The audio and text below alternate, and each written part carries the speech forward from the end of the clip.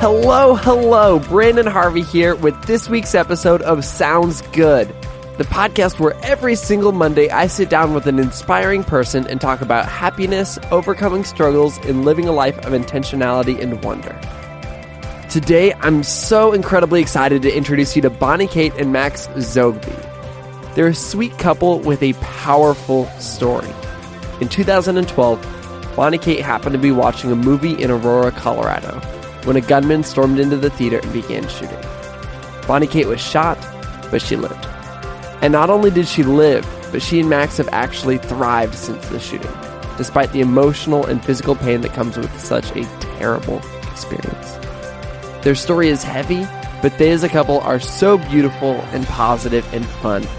And I know you're just going to love this, so let's just jump straight into the episode.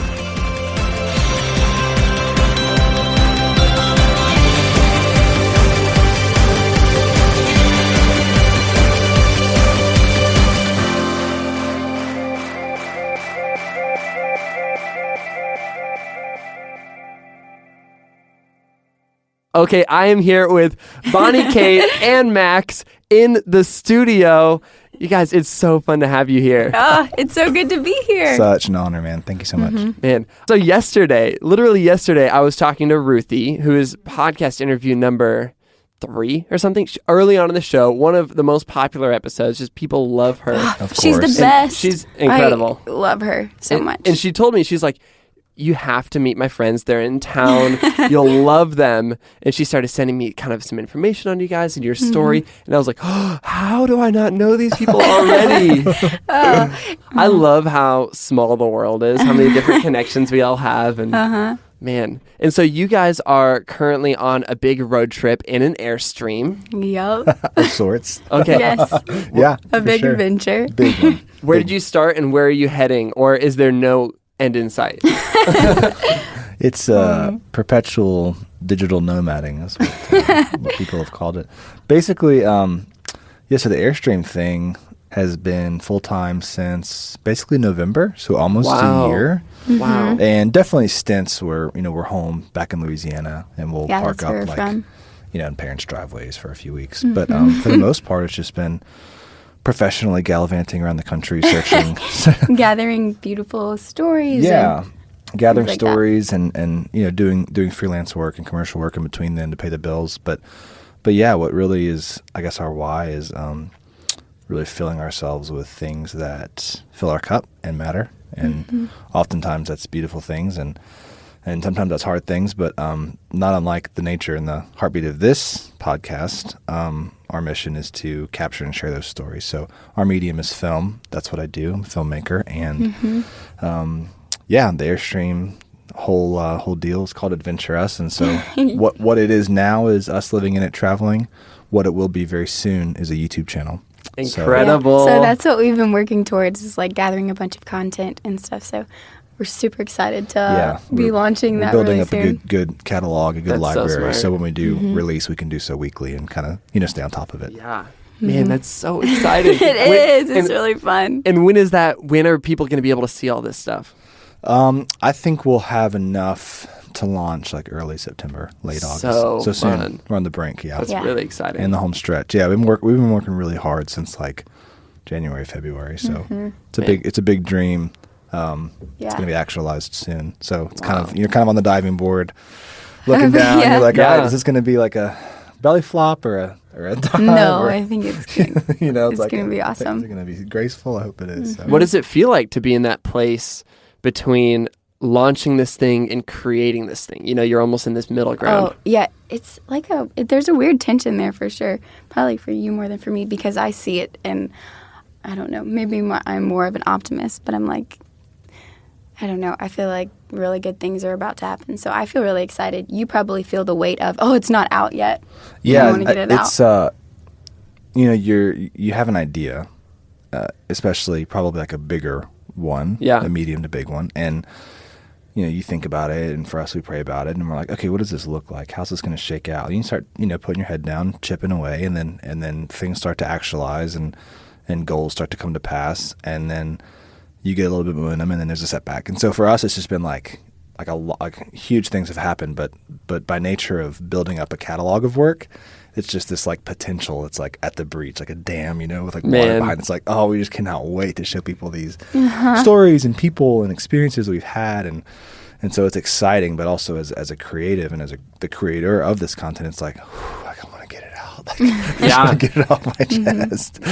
Personally, just for me, totally. But also more importantly, it's to really incite wonder and invite people to come along with us on our adventures in our little tiny home. So yeah, and it came from a special place too, like the whole idea and everything of it.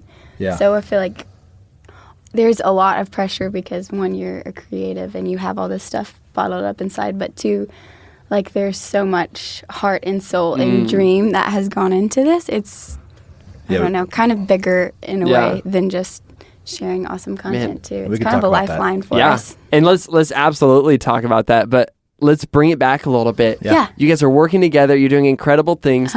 But how did you meet? Oh my goodness, that's a crazy story. A love story. Yeah, sounds good. How do we meet, babe? Oh, wow. We met at church. How old were you? I was, technically the first time we ever met, I was 15. Yeah. Whoa. And so it was really funny because... And how old were you, Max? Oh, man. 15. I must have been 20 at the time.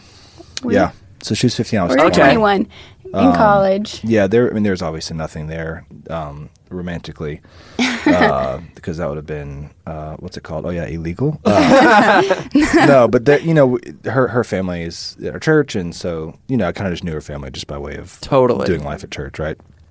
And fast forward a few years. You had your eye on me. Bonnie Kate's 18, and just beautiful, and definitely caught my eye, and so I asked her to this kind of like a survey on missions course at like a church or something, like really unassuming, like totally a safe place. I had to, like, no hang idea out. that he was at all interested in me at all. Yeah, and because I didn't want to ask her out because I just wanted to really start a friendship. I was like, this is a really safe, respectable way to do that. Yeah, and it did, and it was great, and it was fun. And then ended up falling in love with her pretty much after one conversation. Yeah, about one conversation in, I was done, hook, line, sinker. And then, so we dated for 3 weeks. Barely, not even. She moved to Haiti. I told her I loved her. She broke up with me. I freaked out. I was like, oh my goodness. You came on too strong? He came on so strong. I was totally 0 to 100 real quick. That's what, it's crazy because that's what I love about you now. But then I was like, what is this? I've never had a serious boyfriend like this. And then all of a sudden it's like, bam, like, I love you. And we're there and I'm just like, I don't know what to think. Who does that? 3 weeks in a No, relationship? it was only 2 at that point. We're dating for 2 weeks. She's 18. I'm like 23. I'm like, oh, I love you. Like, that's a good idea of something to say. No. It's the surest way to ruin a relationship. Oh my gosh. So I ran away. I got so scared. Ashley should have. That's totally what any normal person would have done. Yeah. And then it was pretty hard because I ended up getting really sick when I was in Haiti and had to be sent home. And it was really hard leaving Haiti because I loved it so much there. What brought you to Haiti? I was doing mission works there. So cool. I was working with an organization called Respire Haiti. And I just fell in love with the country and the people. And so leaving was really hard. And like the doctors couldn't figure out what was wrong with me. It was really a scary time. I was in and out of the hospital, having all these tests done because I was like throwing up like up to 100 times a day. Like, oh wow, so much. It's called gastroparesis. That's what they ended up diagnosing me with. It's a parasite-induced, essentially like and it was like a temporary thing. It's like you caught something. Well, this is a crazy thing. So gastroparesis is like a chronic illness you're supposed to have like basically for the rest of your life. There's really no cure for it. And it was really bad. Like I was, throwing up all the time, 24/7. So I'd have to get IV fluids all the time. And it was really miserable. And during that same time period, my friend Elizabeth was living in Seattle. And she was going to be moving back to Louisiana. And I had committed to go on this road trip with her. And my parents are amazing. And they're like, you know what? Even though you're really sick, you should still go. You need to like get out, live, see some beautiful things, fill your cup. And, you can find hospitals or places to get IV fluids on the way if you need. But like just take a breath, because I was really like so discouraged having all this happen, like being taken away from Haiti and being so sick and confused and not knowing what's going on. It was really intense. And so I took this amazing road trip. It was beautiful. We got to see so much of the country. Amazing. Yeah. And you're going from Louisiana to... Well, Seattle to Louisiana. Oh, so okay. We spent some time in Seattle, then we went to Mount Rushmore, we went to Glacier National Park, we went to the Grand Tetons and Yellowstone. Like, it was an amazing trip. And we ended up staying in a little town called Aurora in Colorado. And we were supposed to go hiking, but there was a really bad drought, and so the waterfall was all dried up, and I'm like the biggest Wildflower fan in the entire world, and so I was really looking forward to seeing the Colorado wildflowers, but they're all like dried up since there was a really bad drought. So we ended up going to our hotel room early, and while we were there, like, we were trying to figure out what we wanted to do, and the lady at the front desk was like, well, there's a movie theater right down the road if you want to go see a movie. And so we decided to go see the midnight premiere of Batman, The Dark Knight Rises. And yeah, so this is where it gets pretty deep. Yeah. But anyway, I was, so we went to go see a movie, and goodness, my life was really changed that night. I was shot in my left knee with an AR-15, which is like a high-powered assault rifle, and it's a miracle that I am still here. I didn't have a pulse in my leg anymore, and I lost a lot of blood, and I had pulmonary aneurysm and stuff. Like, so it was really intense, but God is so good, and I'm still here. Like, I made it through. What did it feel like in that moment? In the theater? Yeah. I love getting to share this because it's not what you would expect. Mm-hmm. It was really dark, as you can imagine, with all the gunshots and people saying goodbye and tear gas, and it was confusing because the movie was still playing and alarms were going off. And so in the middle of all that, I reached and grabbed my friend Elizabeth's hand and pulled her down beside me and started praying. Like, we were crouched behind the seats. And in the midst of that, I felt like a big bang in my leg that jolted my whole body. And the thing that I experienced in that moment is not what you would expect. I was completely overwhelmed with peace. And I don't even know how to, explain it, but it was just God was so near to me and so real. He just wrapped me up, and I wasn't even scared. It was just this overwhelming sense of comfort and peace in the midst of literally the most horrific thing I can't even describe to you. It was really hard, and I was hurting, I didn't think I was going to live. I was bleeding a ton.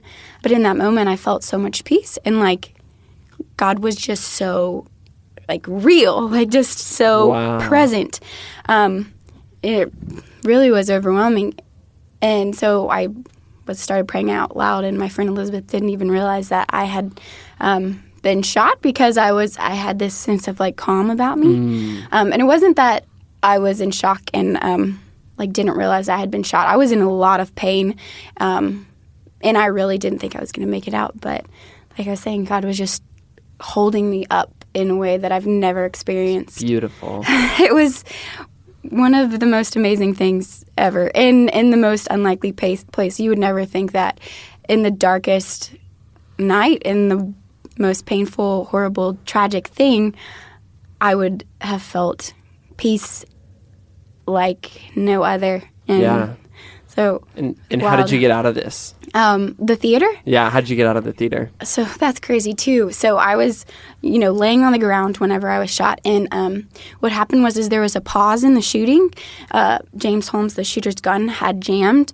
And so everyone got up and was trying to run, and my friend Elizabeth ran, not knowing, of course, that I couldn't follow her. I tried to get up, and my knee just completely collapsed underneath me. And so I was at that point I'm not going to make it out, And then by God's kindness, this man, Chris Lakota, who is in another theater room, he's the only person that I know of that ran into the theater besides the emergency personnel. Powerful.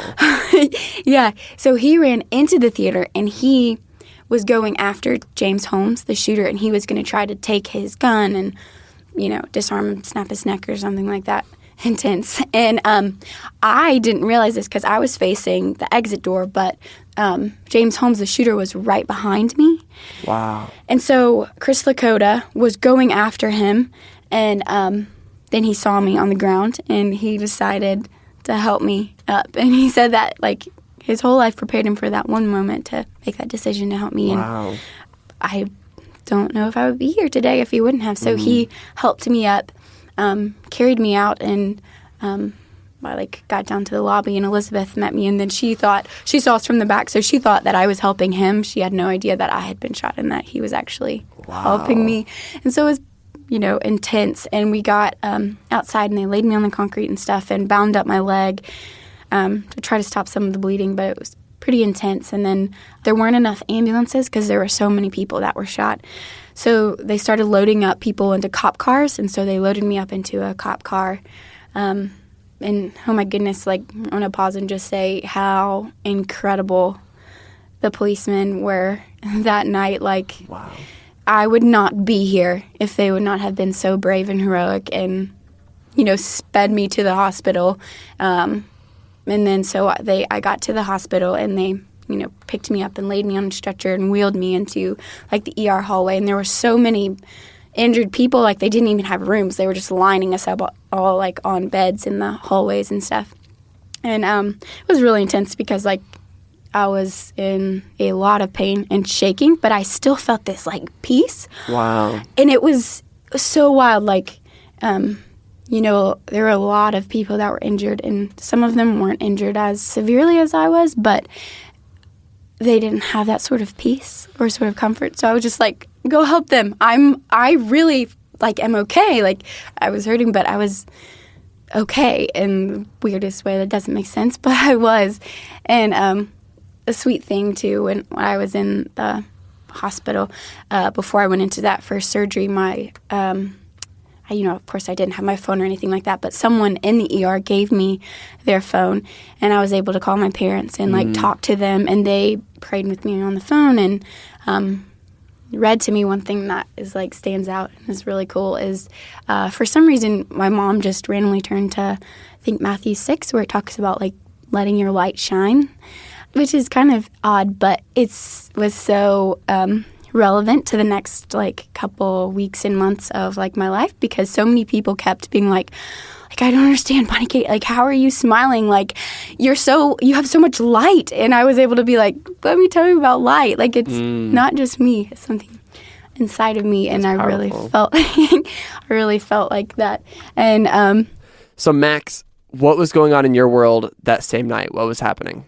So the whole Haiti dating, coming on strong, breaking up fiasco happened in March, and so this was in July. So about 4 months had gone by. Hadn't really talked, not really doing life with any people from her family, and we were really close too. Yeah, all my brothers and sisters loved him, and our family was tight. Yeah, and so I hadn't really seen their family, or spoken to them in months, or her.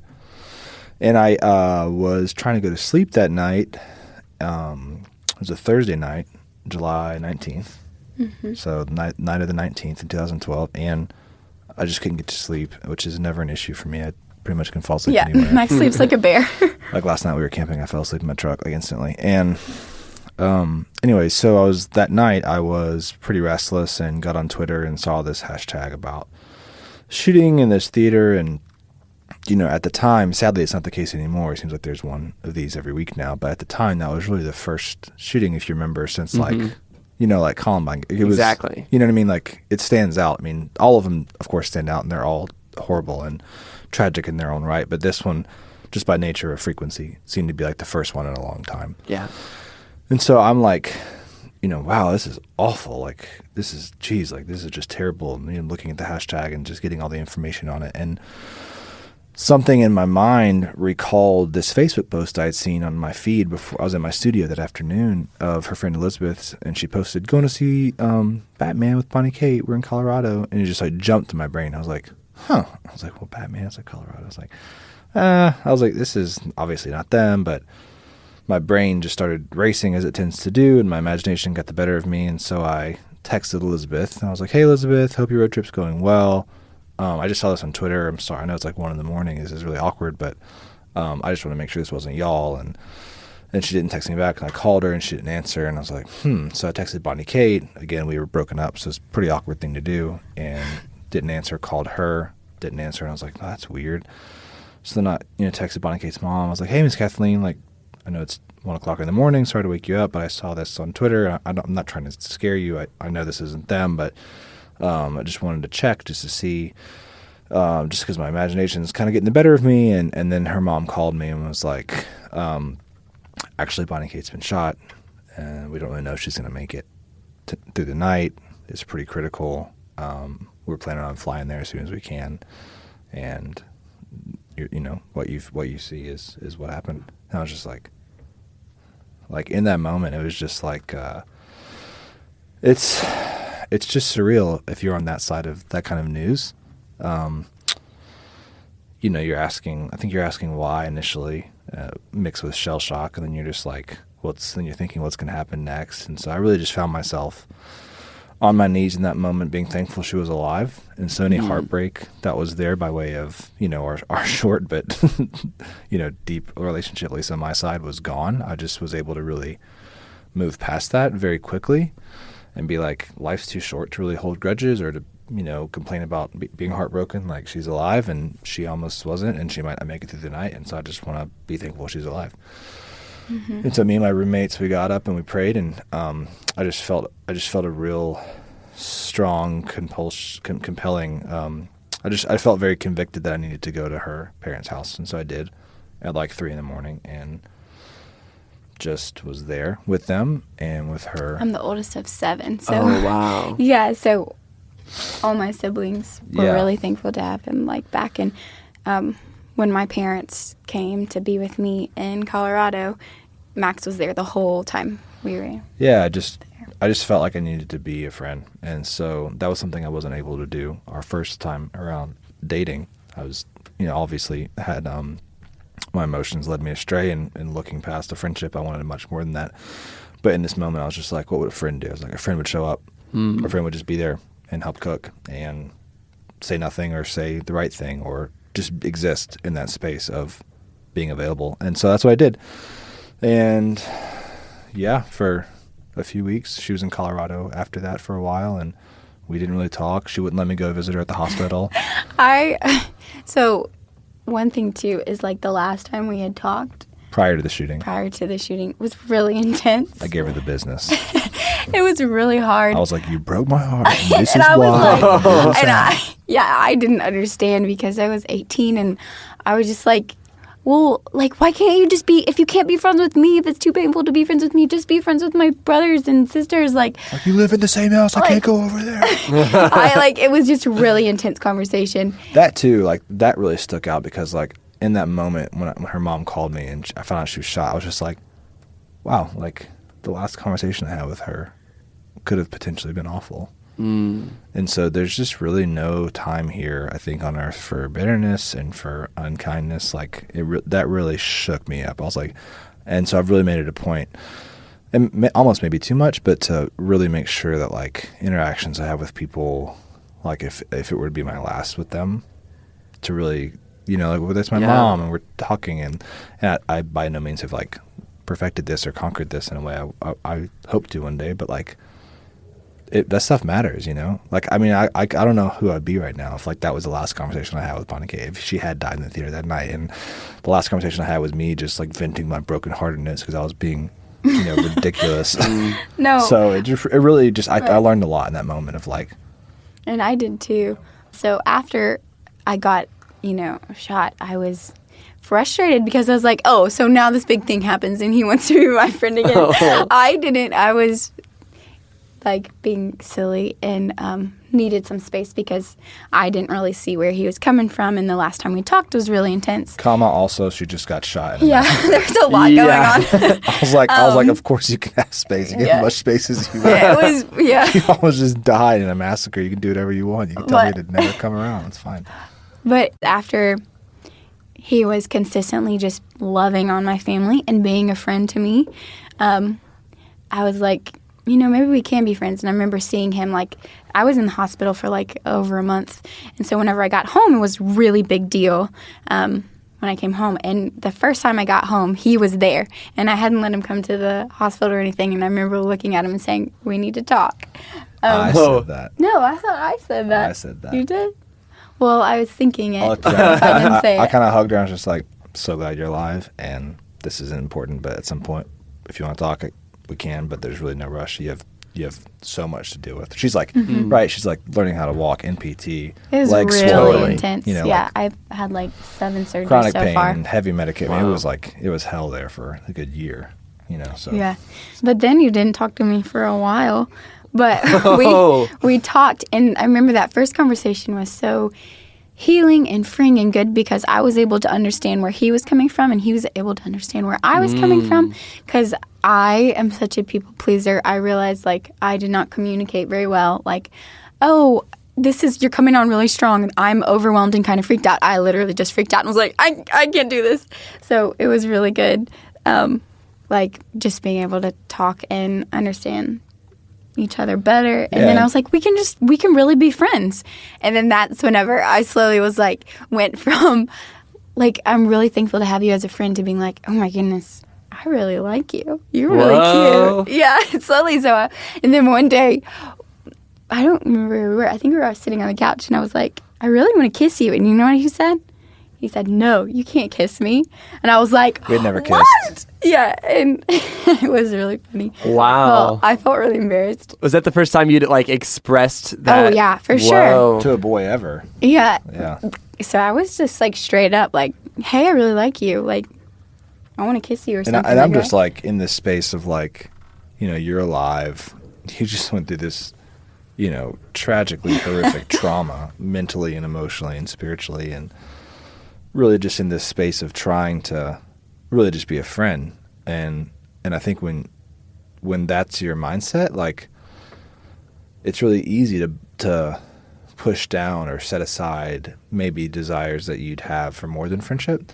And so that's where I was. It really was not a priority. It was like a distant prayer of like, hey man, you know what, like if this worked out, great, but like, so glad she's alive. And like, I really just want to be as altruistic and as like service oriented as I can be, and that's what won me over. No pressure. The no pressure thing, because before I was like so much pressure, and then I was just glad she was alive. Like that near miss experience, that concept of like a near miss is, it shapes you in ways you can't really anticipate. And so for me, it was a focus on friendship and service, which cultivated a safe place to become friends without really an expectations. And like, I'm talking about like real friends, like, not like kissing friends, not like hanging out, going on date friends, just like doing life together once a like week friends. Actual friends. Like catching, taking her home from PT friends, or or hanging out with brothers, family friends. Totally. You know what I mean? Just like true friendship. And I think that's a really fertile ground for dating, for a dating relationship to be born, and then eventually an engagement and marriage. So it's just interesting how honestly, if the tragedy wouldn't have happened, she probably would have gone off to college somewhere, and I'd be. We definitely. I don't think we would have. I'd be married to someone terrible, and But yeah. Probably would still be single. No one else is going to put up with me, to be honest. That's not true. Let's just be honest. I'd be living in an Airstream by myself, and it'd be really ugly. Be a homeless video creative person. Whatever. So help me close this gap between your attempted first kiss, where you were like, let's kiss, and you saying no, to when your actual first kiss happened. Oh, I love that first kiss. Okay, so it was. Yeah, so we hadn't really kissed. I think we had held hands once in Haiti, but it was not well received. I was freaking out when it was back then. Out. It was so awkward. So I said that, and then a good bit of time went by, and I was like, "Oh, that's so awkward. Why did I say that?" But I definitely liked him, and I knew deep down that he liked me too. But I think he was just being really cautious and careful. Okay, so MMA my sister was rehearsing for this hymn sing, I think. Like choir practice. And so I went with Max to go take her. And this is the best. So my great-grandparents, whom I just adore, they're the sweetest couple in the entire world, have this beautiful little southern home with gorgeous big live oaks in the front. So we dropped off. That her great-grandfather planted. Yeah. Wow. Like yeah, 80 years ago. Yeah, he lived to be 100. And they were married for a long time. Yeah, he passed a few years back, but she's still alive. She's 93. My great-grandmother. But anyway, so She's amazing. we went to their house, and we were sitting on the front porch, like waiting for Emma's practice to be over. And it was beautiful. Like, it was a full moon, and so the moonlight was like dancing through the live oak trees, and we're sitting on my great-grandparents' wicker furniture on their front porch. And like, we were kind of sitting next to each other, and then Max said, "Hey, do you want to be my girlfriend?" And I was like, "Yes!" And then I said, "Does that mean I get to kiss you?" And he said, "No." And I was like, "What?" I felt so embarrassed. I remember just like covering my hands with my face, and then he pulled me closer, and he was like, "But I get to kiss you." Whoa. And that was our first kiss. It was so magic. And It's great. forever go down in history as the best awesome. first kiss ever, I That think. was awesome. So good. Yeah. And then, That was November 2012. yep, and then we got married May 2014. Wow. Uh-huh. A year Yeah. and a half later. It's exciting. And It was so fun. tell me a little bit about the proposal, because Oh, my goodness. So your proposal went viral. It was a It's very epic proposal. It's over the top. See, that's who Max is, though. Everything Say is the least. to the max, over the top, epic, crazy, something that probably would go viral because it's Max. But yeah, Yeah, I was really just exploring the idea of like, it was like I understood at the time, the wedding and the season of engagement, and obviously the wedding itself is more about the bride. I was like, but the engagement, like, that's the groom's thing. Like, and I really wanted that to be an expression of who I was or am at the time, and also something really honoring to her and special. So I was just exploring the idea of trying to redeem the space that she almost died in, movie theater, which is also the space that potentially, if I continue in this career, that I would maybe make a debut in someday, right? That's kind of the Filmmakers. pentultimate of the filmmaker's goal poetic. is to have their work on the silver screen, as it were. So yeah, I really wanted to explore that. So I was saving up for a ring and talked to her parents, went to this film conference called Masters in Motion in Austin, and had the workings, right? Had the kind of the constellation pieces of an idea, and then the lines started to connect, and then it kind of became more of a reality. After this conference, I had some pretty crucial conversations with some key filmmakers I looked up to for a while that kind of gave me the confidence I needed to try to execute this crazy idea. So I wrote this short film that essentially was a frame story for like a fake romantic comedy. So it was like a rom-com type trailer that was about this guy who is helplessly in love with this girl and trying to plan this epic date for her, and it was just ridiculous and over the top, and and I wanted to shoot it and then edit it and then premiere it as an actual trailer in a movie theater amidst other trailers, so it just felt very natural. And then have it at the end of it have the main guy, who of course was a caricature of me, kind of break the fourth wall. And what were the names of these people again? Oh yeah, it's like so I'm Max, and then the character is Mac. yep. And then the girl was Katie. And it was funny because the girl our girl ended up casting looked so similar to Bonnie Kate. Yeah, she did. Her name was Jory McDonald. She's an incredible actress, and the guy who played me was a good buddy of mine. Bradley Cook, B. Scott Cook as he goes by. And so it was just this kind of like, I remember just being in Starbucks, like writing up the script, and I never like done a short film before, and like I was like, how am I going to do this? And so I just started like, like when you have an idea and no money, you just start reaching for anyone and everybody with assets. You're like, can somebody help me do this? And so my buddies at Contrast Film, Jordy Wax and Chase Smith, I was like, hey guys, like this is kind of what I want to do, and I'd love to knock it out. Mind you, this is like the holidays, right? This is like Christmas and New Year's. It's like everyone's out of town and busy and spending time with family, and they're like, yeah, we'll do it. for free. And so we shot for It was amazing. We shot for 3 days with like a full. I mean, we had like we had like a good 20-person crew, and like wow, like everyone worked for free. Did you suspect anything, Bonnie Kate? No, I had no idea. I totally knew a lied proposal. to her. Okay. Yeah, I was like, they want me to like work on this film and like help co-direct it. I was like, it's weird, and then she's like, that's really cool. Can I come to set? And I was like, no, Yeah. I didn't want her to recognize anything. Totally. So But- literally, I mean, it's just crazy. Like we shot it like January 2nd, 3rd, and 5th. I edited it in like 36 hours, didn't sleep. And then I didn't realize that in order to premiere in a movie theater, you have to have it in a certain format, certain movie file, codec is what it's called. And so it's called DCP. And so that process typically takes like 4 weeks. What? So I have this whole plan, the whole theater plan. I like got in touch with Cinemark, and they approved it, and had the all these moving parts, right? Like the movie theater and the restaurant, like all these ideas. it was and, like a whole film an crew to film the adventure. whole thing. Yeah. To get to. Yeah, like, I mean, proposal. I wanted it to be an adventure. I wanted it to be like a you're gonna remember this forever. We're gonna tell our kids about this, and like we're gonna video it just so we can have it for our kids. I had really no intention of sharing it. And I'll get to that in a second. So I'm editing it, and I get it to where I want it. The trailer where I think it looks believable. Like Jordy and Chase are amazing filmmakers and Totally. amazing camera techs, and so it looked filmic. It looked really good. Yeah, it looked like a rom-com, like a low-budget indie Yeah. rom-com. And they're like, yeah, there's no way this is going to happen. I'm like, oh my gosh, like, you're kidding me.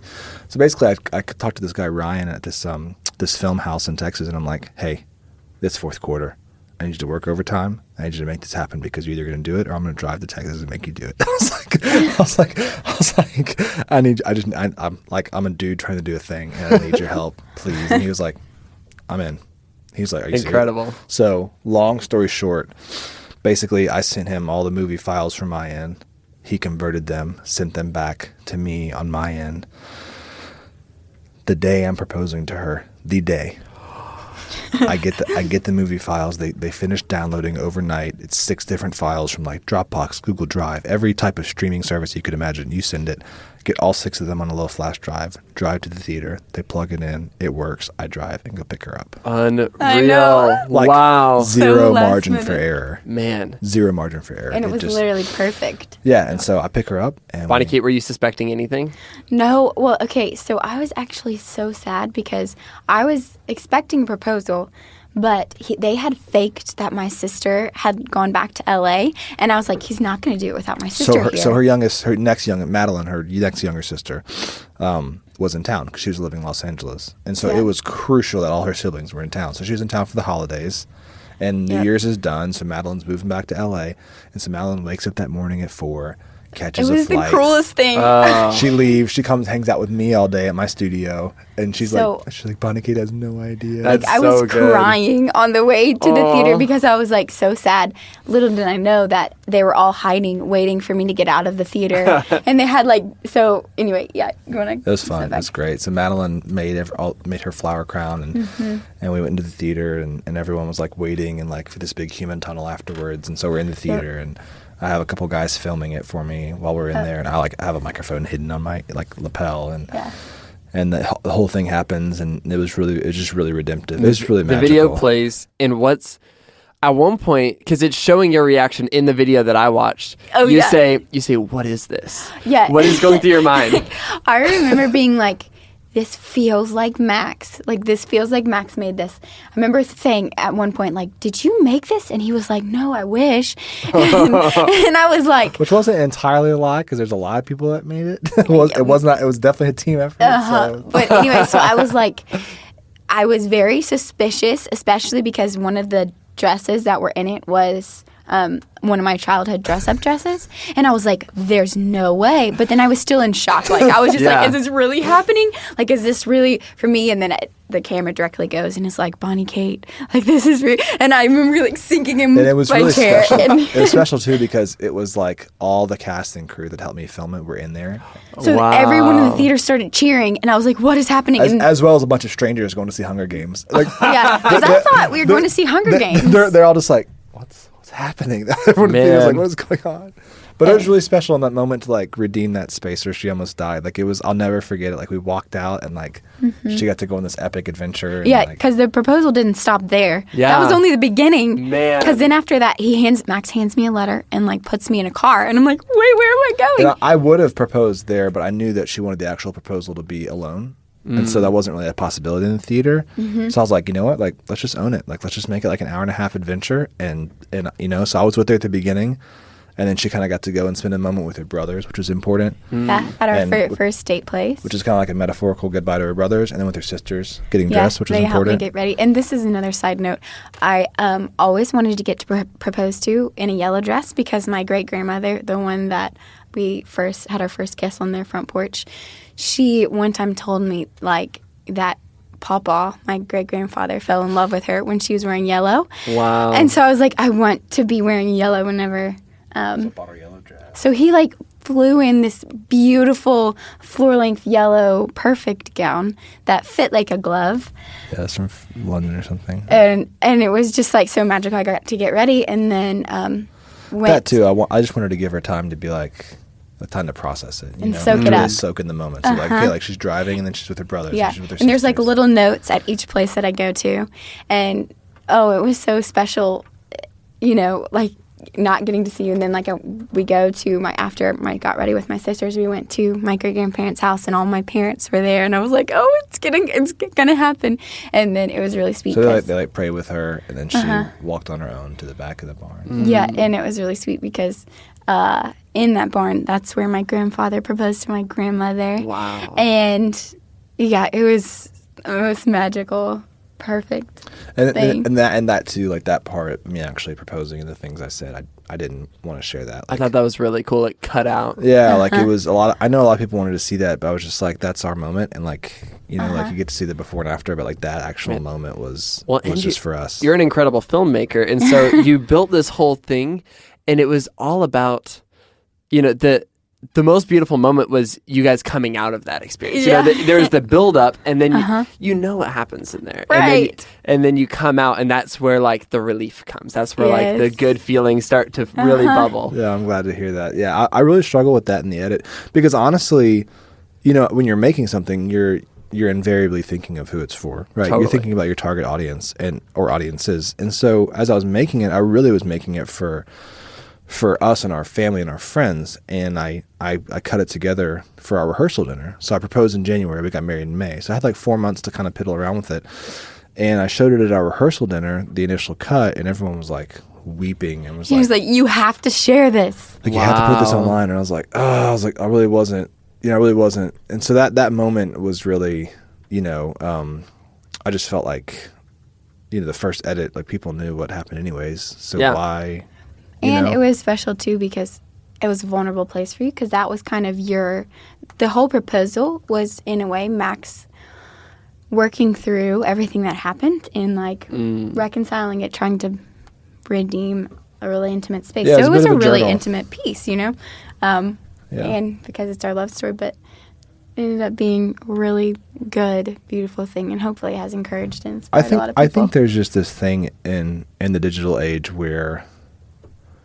I'm always kind of thinking, like, you know, in 50 years when my Facebook is a whatever, like I don't know. You know what I'm saying? Like, totally. Like, we're going to have this digital graveyard of sorts. And so I really think about, okay, when my kids are having kids, you know, like, I want them to be like, man, Grandpa, you know, like, I just wanted to leave something behind for them. And we don't have kids yet, so this could all be for naught. But I just really wanted to leave something behind for them because I'm always thinking in 100-year, you know, gaps. That's kind of how I think. And also too, it was like Bonnie Kate was saying, it was a bit of a journal for me. Like I needed to do that for me as much for her. You know, I wanted to honor her, but I also really wanted to try to get a bit of goodness back in that space of the theater, and then just have fun, you know, and a fun scavenger hunt, because it's always fun. So it's pretty awesome. It was fun.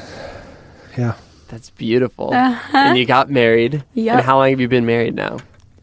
Over 2 years now. Over 2 years. 2 years, 2 months. What have you guys learned in the last few years? You're newlywed, aren't you? I'm 9 months in on Monday. Yay! Heck yeah. It's the most amazing and hard thing. Like, I feel like we've had a really, really intense first 2 years of marriage, just because there have been so many situationally hard things, like me dealing with chronic pain and having all these other weird illnesses and things that have come out of, I don't know if it's medication or surgeries or whatever. It's just, we've had a lot going on, and then I had to testify in court, and that was really intense, like seeing the guy who tried to kill me. And like there have been really intense situational things that have happened. Yeah. So I feel like we've had kind of like a crash course of like working things out and communicating and loving each other well. I think, let's see, some of the biggest things. This can easily be a third party. Your phone? Yeah, he's holding up his phone. Yeah. Sorry. For those of you who can't see what's happening. Yeah, you can just like easily spend 15 minutes like, okay, Snapchat, Instagram story, Vine, Twitter, email. It's like that can so easily be a numbing agent just to like not, and you miss an opportunity for intimacy. And you can easily justify it if you're creative as like, oh, I'm doing work, or I'm replying to tweets, or I'm emailing. It's like, no, you're not. Like, you're just like looking at random crap.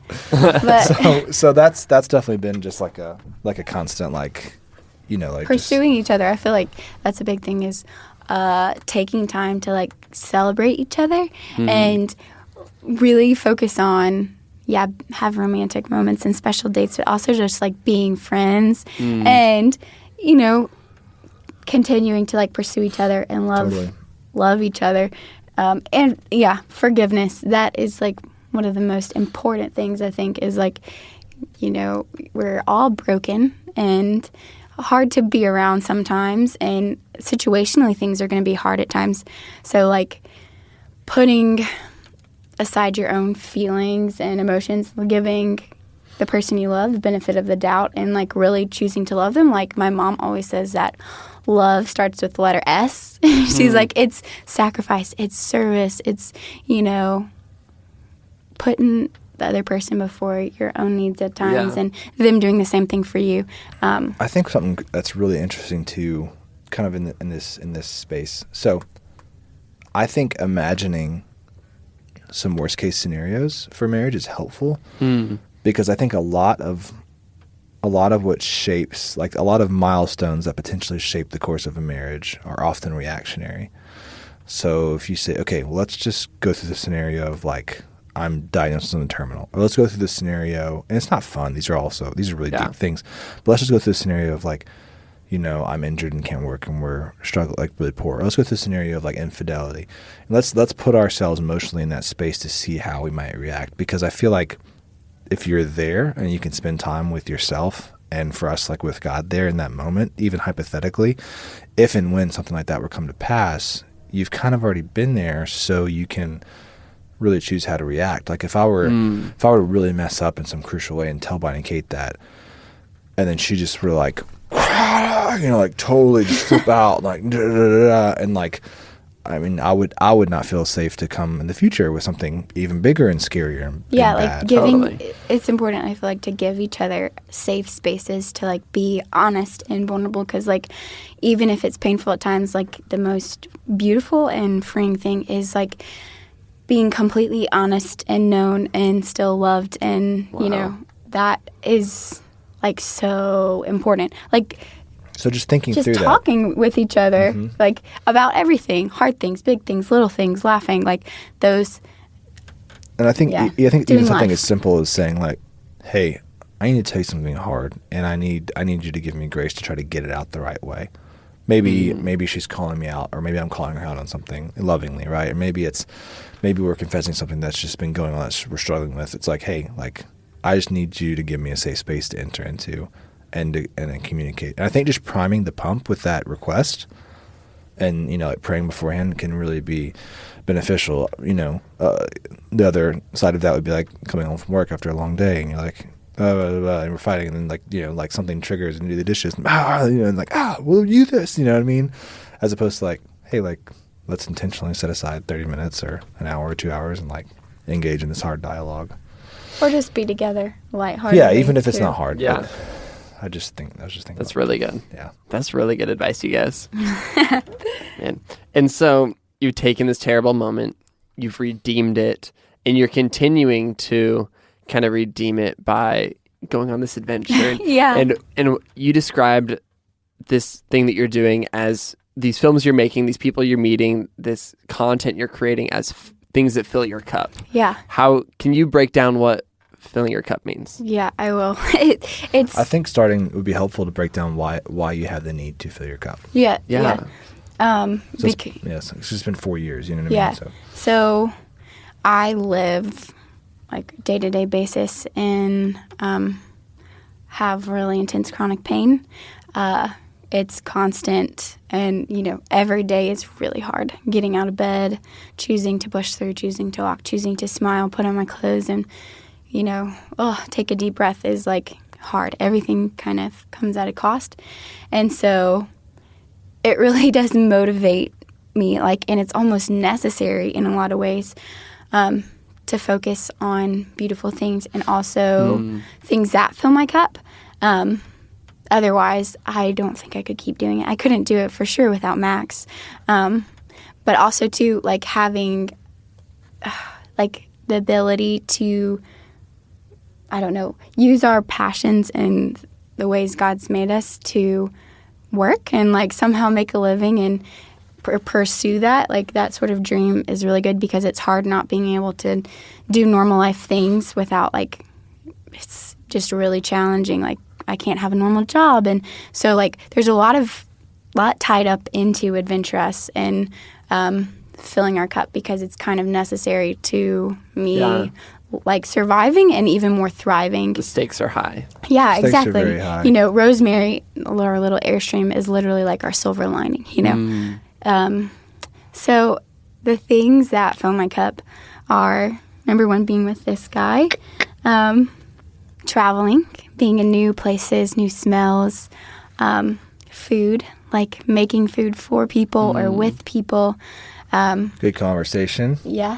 A podcast. Yes. With cool folks. And music. So, music. It's so good. What a great city for music, Nashville. Unbelievable. Yeah, we've gotten so much talent. It's insane. It really is. So, those are some things that really... And then making. Yeah, making, yeah. So to kind of give you context, she said she's in chronic pain.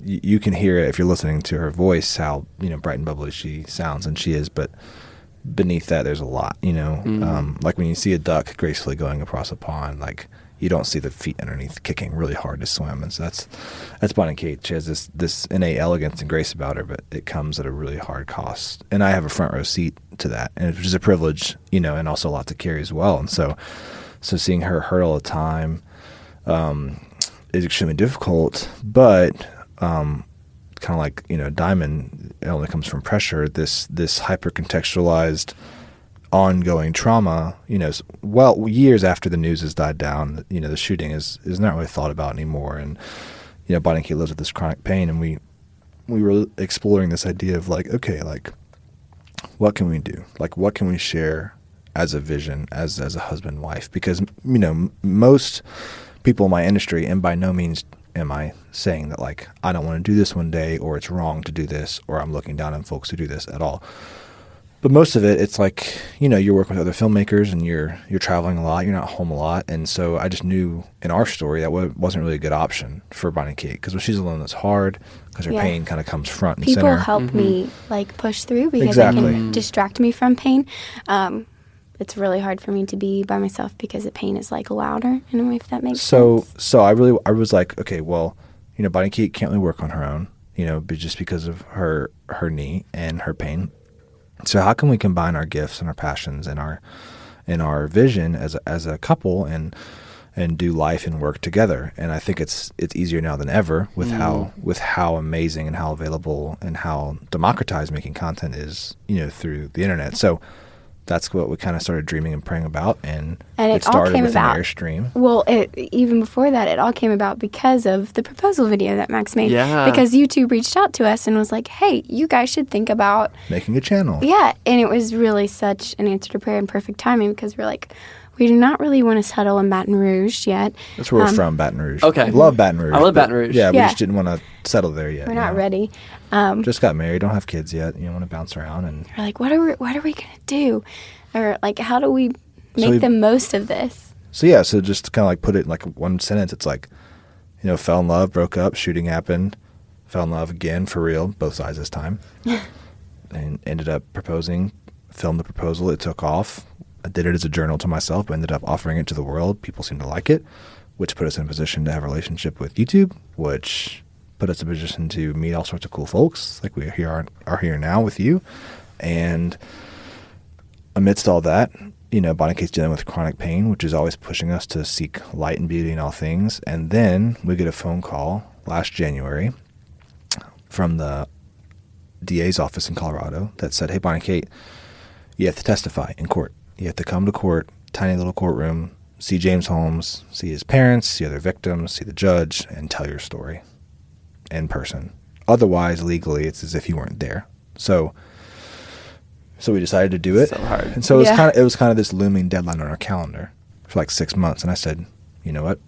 We're going to buy an Airstream and we're going to flip it and pour our guts into it and our anxiety into it.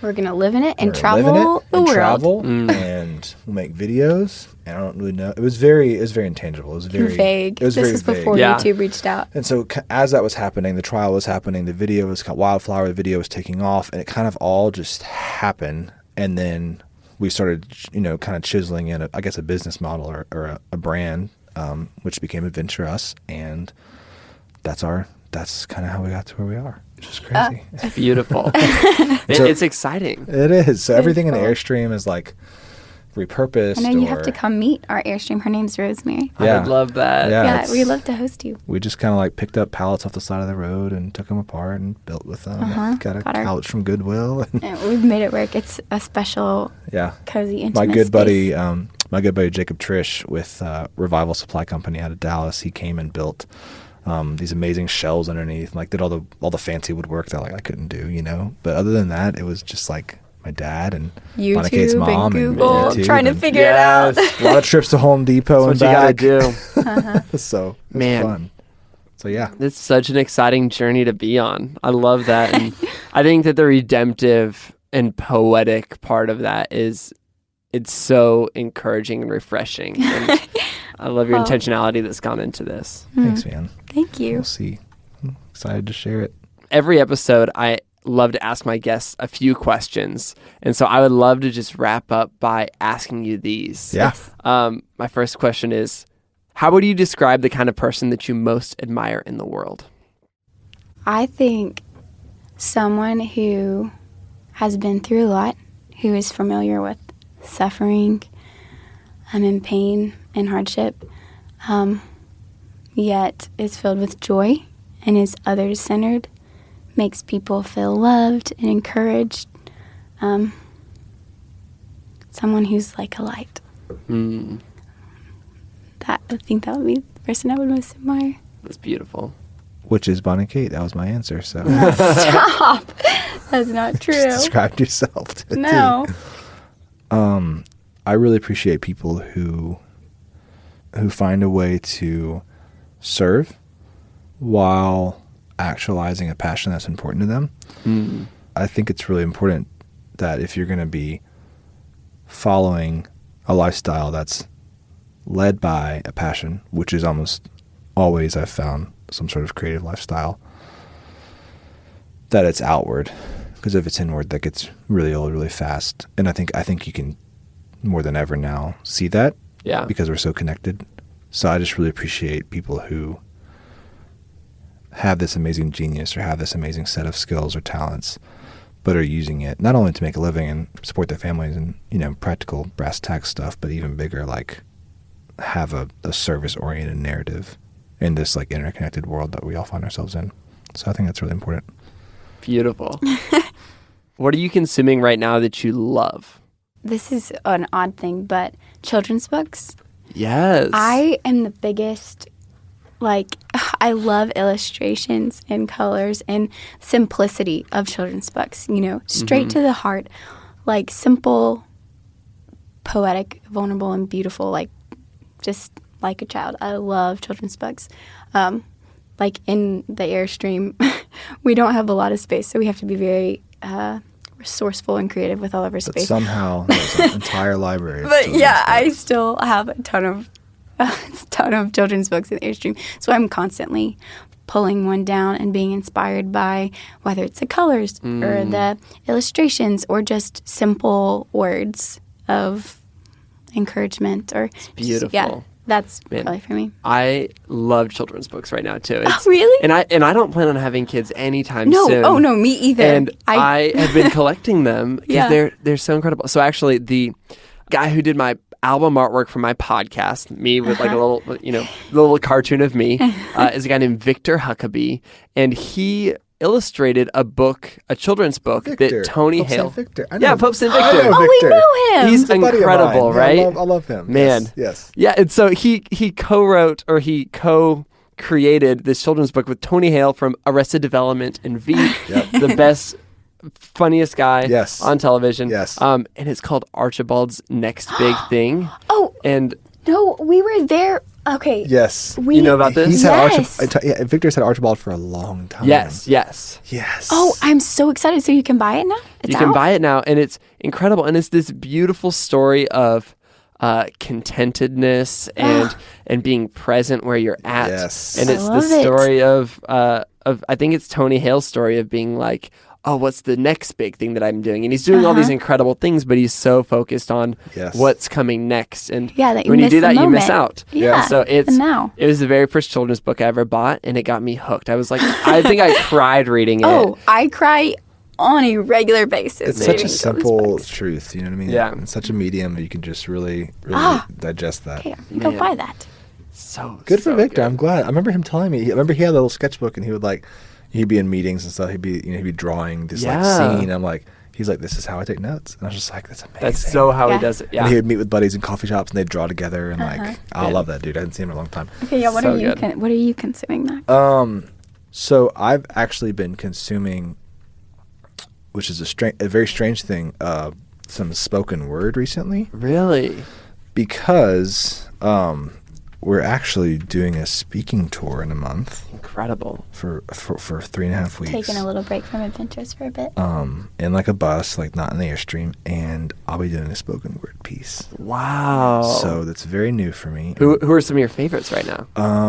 Man, a lot of it are like, there's this guy named Anis Shut up. Mojahave. Mojgani? Mojgani, thank you. So we saw him at like a Tourette Love on His Arms concert with John Foreman and I know exactly that. Heavy and Light tour. And he does I love how he does his hand. Like, Yeah. Come into this. and he does come Shake the closer. Dust, Yes. which is one of my all-time favorite poems. Yes. I don't know if I know that one. Yes. That's the one. That's he the one performed did. it It is there. that one? Yeah. Oh, okay, It's the then Come I do know Closer it. one. Yeah. I the love oceans that. and the Yeah. life and the So I really love his stuff. I really love Propaganda from like the I 116. love Propaganda. And He's then- so talented. He's so talented. And then it's just a lot of like reading poetry, and then it's a lot of, honestly, it's just a lot of like Vimeo. I don't know the artists. I mean, I know there's this one called Carved in Mayhem by a filmmaker called Dan DeFelice or DeFelice. I'm not sure I say his last name, but it's these guys up in New York, and I know a couple of them loosely, but yeah, there's just a lot of like Vimeo videos I've been watching to ingest that and spend a lot of time in that space. So I found myself in college a lot just like writing, and often it would just come in the form of like either a journal or just like, notes on your iPhone, like most people do, or even voice memoing. Sometimes it was a song, even though I don't really, sing or have the best voice, but it was just, there was something kind of shaking out that needed to come out, and it would just manifest itself. I don't think you really have a lot of control over that. And like I said, it's 9 to 5, then you kind of have to like get it out, and push it out as opposed to let it, kind of manifest itself. So I've been spending a lot of time in that space because I'm performing a spoken word piece on the speaking tour in the fall that is a lot about the shooting, observing my wife in pain, my own struggle with anxiety and PTSD, fearing like being in a public place and fearing some sort of mass shooting. And so it's a really, really somber piece exploring the narrative of a near miss. And so yeah, I've been really ingesting a lot of spoken word lately, which I feel a little disingenuous saying that because this is not who I am, but it's a new hat I'm excited to try on. That's really and exciting. we'll see if it's well received or not. Huge. It's a little scary, to be honest, because Yeah. I have so much respect for these people who do it and have done it for a long time, and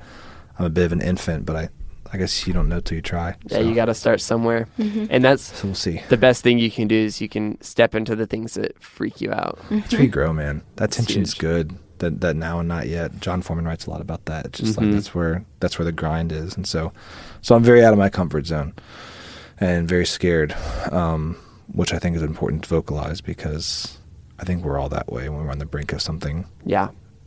not even big, just something new, which could be Totally. big. Yeah. My last question.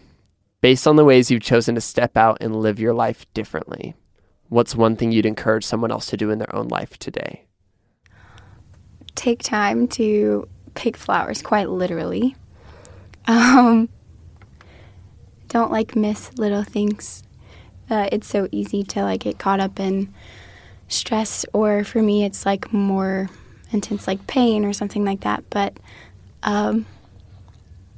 take time to enjoy a good meal, or look up at the clouds, or ingest a beautiful sunset, or drink a really good cup of tea, or laugh really hard. Don't skip the little things in life. And for me, that's usually picking flowers.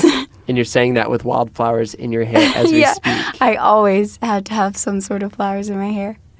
They bring me so much joy. Based on the lifestyle we found ourselves in, which in large part has been our choice, but definitely, and I think in a larger part, things out of our control have shaped the narrative we're currently living. I would say a brass tacks, tactical, now action item, next step thing that someone could do would be to, if you haven't already, get your head around your dream or idea, flush it out. Assuming you have done that, go through the worst case scenario. Literally write out all your worst fears. Vomit out, okay, well, if this doesn't happen, or if the investors back out, or if this happens, or if that happens, literally vomit out every single inroad of the worst things that could happen. And I think when you take a step back and do that, it's really not that bad. And you're not, I think if you spend some time in that space and be like, okay, you know what, worst case scenario, I vocalize this goal to the world and it doesn't come to pass, and I move on from it, and whatever. I think whatever the fears we have that hold us back from actualizing a dream are much bigger in our head than they are on paper. So I think getting them on paper puts them into perspective and frees you up to create and push and grind and get the thing done that in all actuality will probably work and probably will be amazing and probably put a dent in the cultural narrative of whatever industry you find yourself in. So I would say vocalize those fears, put them on paper, and then keep them in their place. Keep them on paper. Keep going for your dreams. Put them in a box in your closet. Whenever things get really scary, open it up and be like, okay, this is the worst that could happen. And it hasn't happened yet. I love that you guys kind of have similar answers to that question. It's kind of two ends of the same thing. It's the idea of pay attention to the little things, enjoy those moments, and then it's don't get overwhelmed by the big things because they're not that big. Yeah. And they're often not real. They're not real. They're often just in our head. And and sometimes they are real, carry but so much stock, they carry getting them so out, much weight. especially too, even if it's just for yourself, but for other people, putting people around your life, saying, these are my fears or something, a lot of time it gives us so much perspective. There's been lots of times where we're what are we doing? This is crazy. And how are we going to make a life on the road? people- What if our Airstream wrecks tomorrow? Yeah, what if this? What if there's that? so many of those, but it's really good. We've had so many amazing people. I'm thinking of my sister and my brother-in-law right now being no, go for this. You got this. These fears really aren't as big as maybe you feel like they are. And there's so much potential in you, and go for it. Yeah, you need cheerleaders, man, to keep you going whenever you doubt yourself. We all do it. We all doubt ourselves. You need someone being hey, bro, you are qualified. You are gifted. And I'm here for you, too. I'm here for you. Don't give up. I'll be mad at you if you give up. I'm not going to let you give up. You need people in your life. So I think, that's helpful and crucial to have that.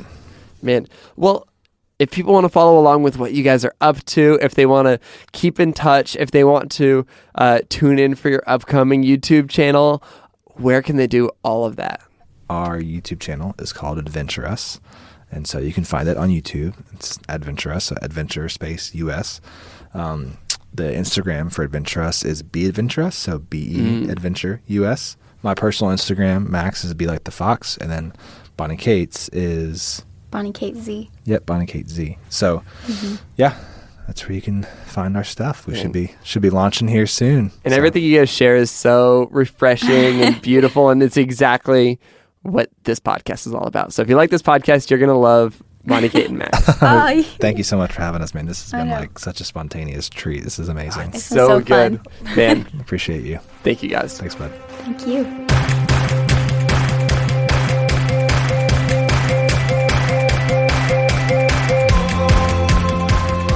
Sounds Good with Brandon Harvey is part of the Gradient Podcast Network and is created in collaboration between me, Brandon Harvey, and Gradient. Check them out at gradient.is. That's gradient.is. How incredible was that story, everyone? Seriously, thank you so much to each of you who tuned into the podcast this week. If this is your first time listening, subscribe to the show to get a new inspiring story downloaded straight to your phone next week. And if you really connected with this episode, let's talk about it. You can find me on Twitter and Instagram with the username @BrandonHarvey. That's Brandon with an EN. And with that, that's a wrap for this week's podcast. I'll see you online, and I'll talk to you next week when we get the opportunity to learn from another inspiring person. Sound good?